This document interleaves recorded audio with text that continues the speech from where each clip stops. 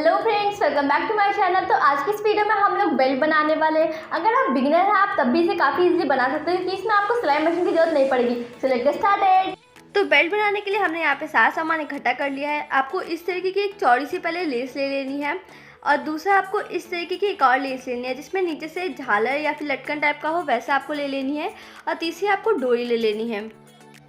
तो सबसे पहले हम अपनी चौड़ी वाली लेस को अपनी कमर के नाप के अकॉर्डिंग इसको कट करेंगे। तो हमने अपने यहाँ पे टोटल इसकी विड्थ 25 इंचेस रखी है, तो हम यहाँ पे 25 पे मार्क करते हुए इसे कट कर लेंगे। तो जितनी साइज़ की आपने अपनी चौड़ी वाली लेस कट की है, सेम ऐसे ही आपको अपनी झालर वाली लेस भी कट कर लेनी है।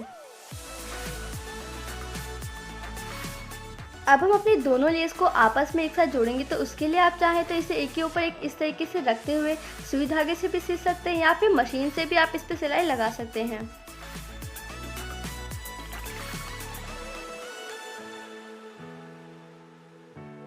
तो यहाँ पे हमने इन दोनों लेस को आपस में सिल दिया है, बट सिलते टाइम हमारा धागा स्टोन्स की वजह से काफ़ी टूट रहा था। तो आप चाहें तो इसे हाथ से भी सिल सकते हैं। अब इसके बाद हम अपने बेल्ट को दोनों साइड से अंदर की तरफ हिम कर लेंगे इस तरीके से।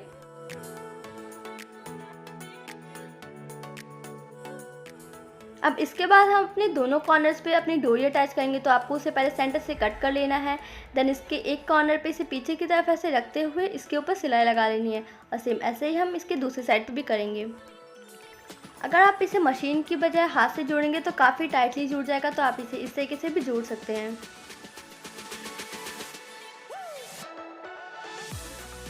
इसके दोनों कॉर्नर्स पे डोरी लगा के हमारी बेल्ट कंप्लीट हो गई है। आप इसे इस तरीके से लहंगे के साथ या फिर किसी भी भारी कपड़े के साथ वेयर कर सकते हैं।